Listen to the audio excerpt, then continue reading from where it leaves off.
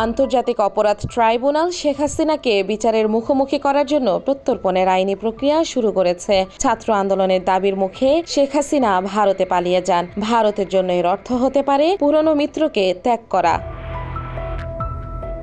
বাংলাদেশের প্রত্যর্পণের দাবিতে ভারতের পদক্ষেপ কি হবে জানতে চাইলে ইলিনয় স্টেট ইউনিভার্সিটির প্রফেসর আলী রিয়াজ বলেন, ভারতকে একজন শেখ হাসিনা বা বাংলাদেশ রাষ্ট্রের মধ্যে একটি পছন্দ করতে হবে। এটা মূলত ভারতের ইচ্ছা। তারা 15 বছর ধরে শাসন করা স্বৈরাচারী শাসককে সমর্থন করবেন নাকি বাংলাদেশের 180 মিলিয়ন মানুষের সাথে আরো ভালো সম্পর্ক রাখবে।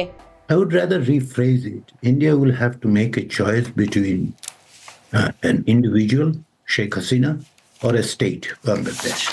Basically, it's a choice between whether India is going to cling on to the past, which for 15 years they have supported Hasina's regime, an autocratic regime, or would they like to have a better relationship with 180 million Bangladeshi? Professor Ali Riaz আরও বলেন, ভারতের পছন্দ করার আছে, কিন্তু বিবেচ্য ভারত সঠিক পছন্দ করছে কিনা।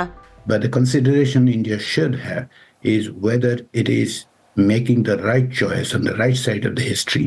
ডক্টর মোহাম্মদ ইউনুস গত সপ্তাহে বলেছিলেন শেখ হাসিনাকে ফিরিয়ে আনতে হবে, তা না হলে বাংলাদেশের মানুষ শান্তিতে থাকবে না। Quote Mohammed Yunus saying last week, Sheikh Hasina has to be brought back or else the people of Bangladesh will not be at peace.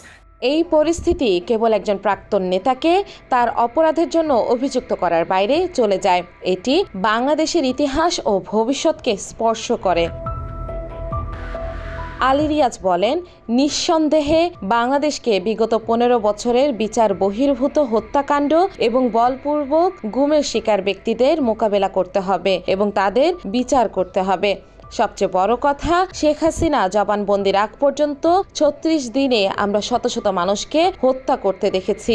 Bangladesh ন্যায় বিচার চায় এবং মানবতা বিরোধী অপরাধের জন্য দায়ীদের বিচার চায়। Bangladeshis will have to face and provide justice to the victims of those who have become subjected to extrajudicial killing, subjected to enforced disappearance over 15 years, but most importantly, in the 36 days leading to the depose of Sheikh Hasina, what we have seen, hundreds of people have been killed.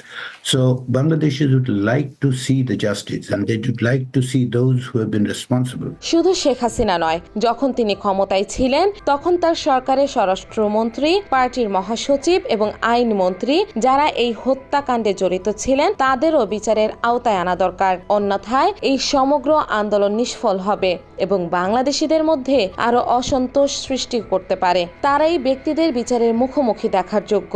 The crimes against humanity has been committed, and it's not only Sheikh Hasina, she was at the top of it.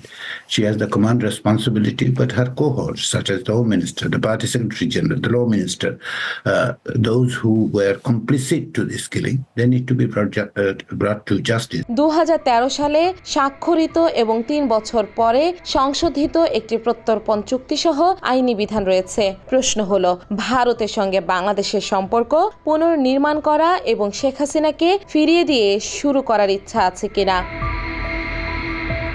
বর্তমানে ভারত প্রত্যর্পণের অনুরোধে তদন্ত করবে। প্রত্যর্পণ চুক্তিতে একটি ধারা রয়েছে যা ভারতকে রাজনৈতিক ভিত্তিতে প্রত্যর্পণ প্রত্যাখ্যান করার অনুমতি দিতে পারে, তবে এই মামলাগুলি মানুষ হত্যার অভিযোগে জড়িত। Would you allow India to deny the extradition because it may consider it as a political nature?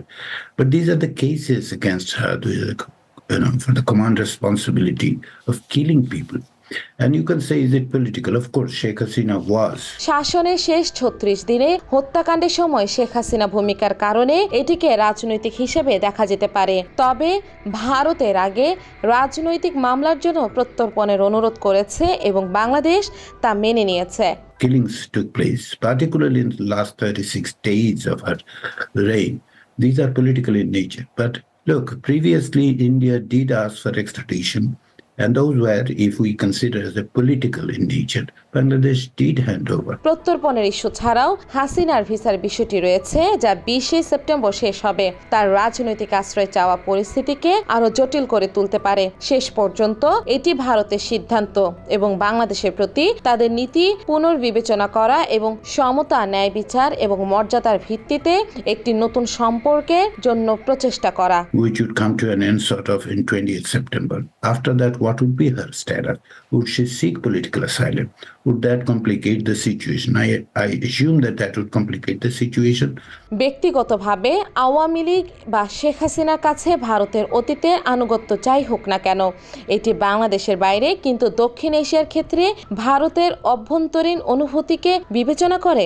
নেপালে, মালদ্বীপ ও ভারতের প্রচারণা, যা জানুয়ারিতে নির্বাচনের পর বাংলাদেশের সামনে এসেছে। India tends to claim it has the hegemonic influence, but its relationship with its neighbors are very bad. এটা স্পষ্ট যে দক্ষিণ এশিয়ায় ভারত তার আঞ্চলিক আধিপত্য জোরদার করে, তবুও প্রতিবেশীদের সাথে তার সম্পর্ক কাঙ্ক্ষিত অনেক কিছু রেখে যায়। শুধুমাত্র প্রাক্তন প্রধানমন্ত্রী শেখ হাসিনার নেতৃত্বে বাংলাদেশে নয়াদিল্লির সাথে ঘনিষ্ঠ সম্পর্কের অভিজ্ঞতা অর্জন করেছিল, যদিও সাধারণ নাগরিকদের মধ্যে ব্যস্ততা সীমিত ছিল। Hasina was in power. Until then, only there was a close relationship between Sheikh Hasina's government and Indian government. বাংলাদেশকে উপেক্ষা করার দাবির উপর ক্ষোভের ন্যায্যতা দিয়েছে যখন ভারত তার অভ্যন্তরীণ রাজনীতিতে নির্লজ্জভাবে হস্তক্ষেপ করেছে। নেপাল এবং মালদ্বীপের অযৌক্তিক হস্তক্ষেপের বিষয়ে অভিযোগ প্রতিধ্বনি হয়েছে।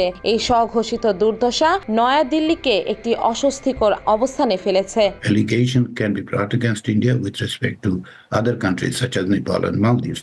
আগামী সপ্তাহে বাংলাদেশ এবং ভারতের মধ্যে বাণিজ্য আলোচনা হবে। এতে করে সম্পর্ক পুনরুদ্ধারের ওয়াশিংটন কোনো ভূমিকা রাখছে কিনা এমন প্রশ্নে আলী রিয়াজ বলেন, এটি $1 মিলিয়ন প্রশ্ন, কিন্তু নয়াদিল্লিকে যদি নিশ্চিত করতে হয় যে এটি তাদের সর্বোত্তম স্বার্থে এবং এটি আঞ্চলিক নিরাপত্তা।